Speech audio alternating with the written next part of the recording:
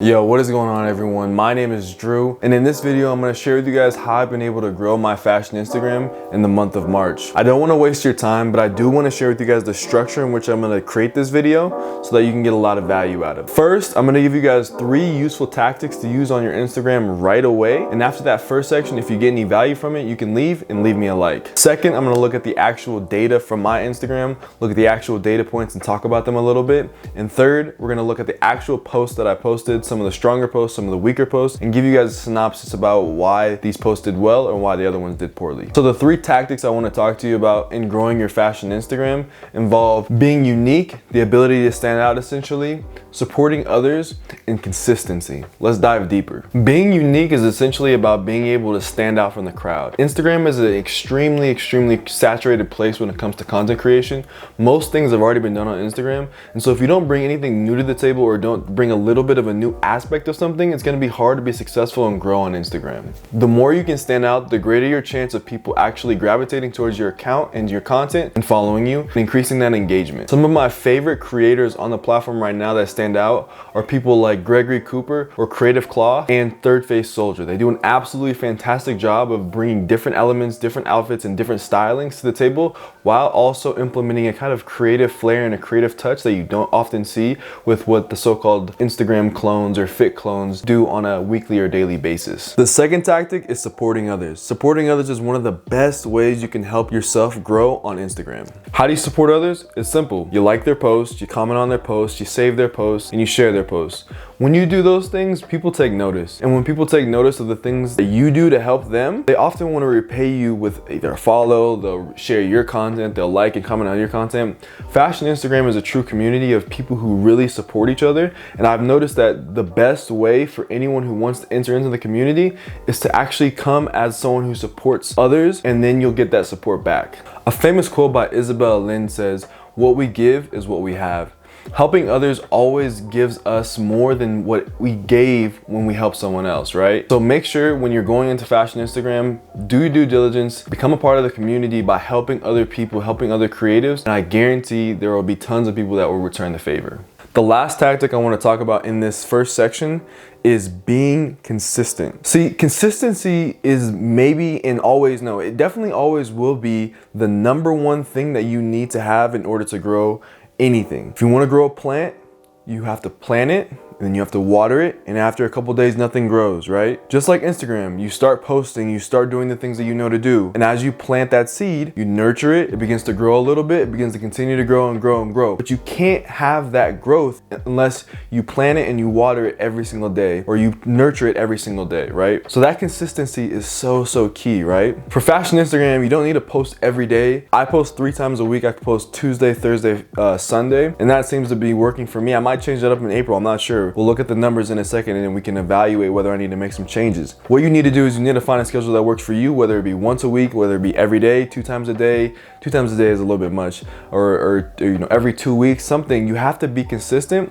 and you have to prove to people that you're going to be creating content that is valuable to them consistently. I mean, the consistency part is definitely the #1 piece. You have to go after your goal week in and week out and never lose sight of your objective. If you enjoyed section 1 of this video, be sure to leave a like, subscribe for more content like this. Now let's move on to section 2. All right, you guys should be able to see my screen right now. I should be on the bottom right corner. So let's get into the statistics. Each statistic that I track for my social media is a pretty important one in my opinion. I track on the left side, you can see here, I track number of posts, likes, followers, reach, and top post. And we're looking at the month of March right here, you guys. And so in the month of March, I gained about 158 followers, which is about average for what I've been gaining month in and month out. In the month of February, I think I gained 238 followers.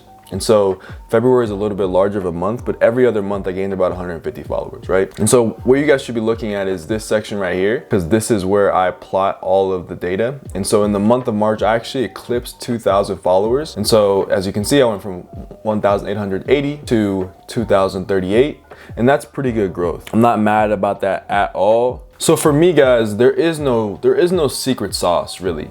When I look at the numbers, when I look at the data points, I am happy with this month. I'm not like ecstatic about it, and I can probably pinpoint why I haven't, grown at a faster rate, and it's because of the fact that I haven't been on many repost boards. So pages like Fits on Point, What You Rocking, What You Wearing, those accounts, if you can get reposted on those pages, and the way you get reposted on those pages is you tag them every time you post on Instagram. If you get reposted on a page like that, your growth, your organic growth can be, it can skyrocket essentially. It can go really high. But for me, like I said, there's no secret sauce. I work on my goal every day.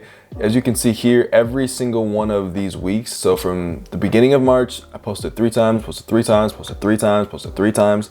I posted 3 times every single week, and I've been consistent. And I think it can be discouraging, when you don't plot it like this, because you don't really get to see the change week over week. And the first, week I gained 13 followers, you guys. Like, it wasn't like a crazy thing for me. Like, I didn't have a crazy jump, but 13 followers is 13 more people who support me, and that's really incredible to me. And I have to look at it as, an individual. You don't look at the numbers and disregard them. Each person who clicks the follow button, it's an awesome accomplishment. So if you're moving in the right direction, that's all that matters.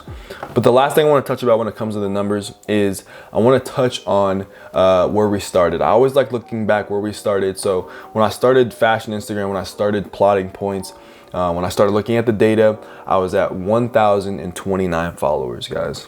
In 1, 2, 3, 4, 5 months, I've been able to gain over 1,000 followers.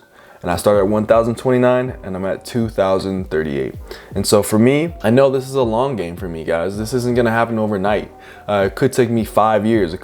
I did the math. It says it's gonna take 66 months for me to be able to grow to 10,000 followers, which is my ultimate goal. So if you want to, dedicate your time, dedicate yourself to this, you have to really enjoy it, and you have to find, the reason to do it. And you have to know your why, really, because you can just post on Instagram and you can have fun and not really worry about growing the account, essentially. But for me, I have different purposes, and so I want to grow my account. All right, let's look at my actual Instagram account. Let's look at my actual posts, and let's dissect why some of the posts did well, some of them didn't do well. This last week, I'm only gonna do this last week because I posted obviously like 12 times in the month. But this last week, it was a pretty promising week because I felt good about every single one of the fits that I posted. I felt confident. I felt like it was creative. I thought it was unique. I thought it was also personable, right? So let's look at this post first. So this post was actually a post that I did for United by Blue. And United by Blue is a really awesome sustainable brand, as you guys can see right here. They focus on cleaning up the oceans, creating sustainable products, organic cottons, recycled polyesters, things like that. I love things like that. So they actually sent me out this bucket hat, and I think this post was a really well executed post. I really wanted to do well for them, and I really wanted to show kind of an editorial, kind of creative side. And so it's a little bit crooked, but I still like the way it came out. I almost have 400 likes, and the engagement on this is pretty high as well.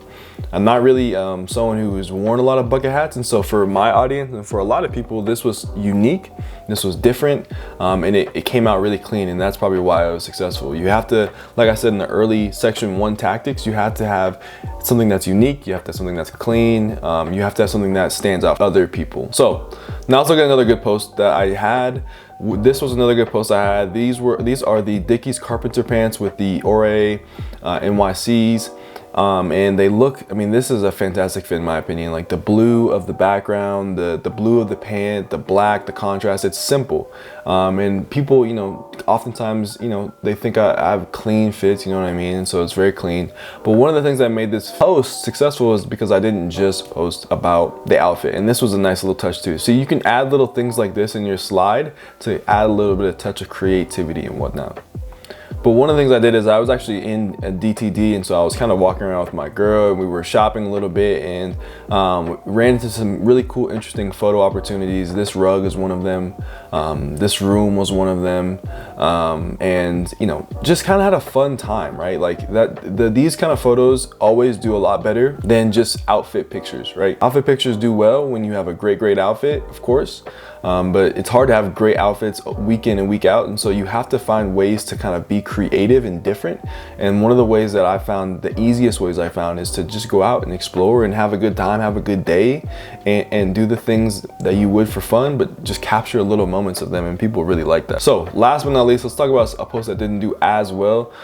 This post didn't have any pictures of people in it. It was just products. So I just had the 327s, and while I personally love the 327s, not a lot of people people enjoy, or not a lot of people are as big a fan as I am of 327s. And so when you go to post something, be authentic, of course, be authentic, do the things that you like. That's what I always do. One of the things you have to know is that if a sneaker or if a product or if an outfit or whatever you're wearing isn't, you know, widely accepted, then it probably isn't going to do as well. And that's just how it works. It's not because your post or anything is bad. I actually enjoy the people who create content that is different and unique.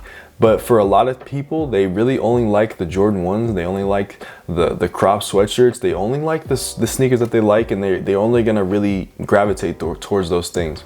And you have to understand too, like the new people entering into fashion, they don't really understand what's going on necessarily with all the trends and all the things happening. So when they see that, you know, SBs or Dunks are really popular or Dickies are really popular, that's all they gravitate towards, and they don't really appreciate or care about some of the other things that may be present in an outfit. Comment down below if you guys got any value out of this video. If you have any other tidbits, tips, or questions.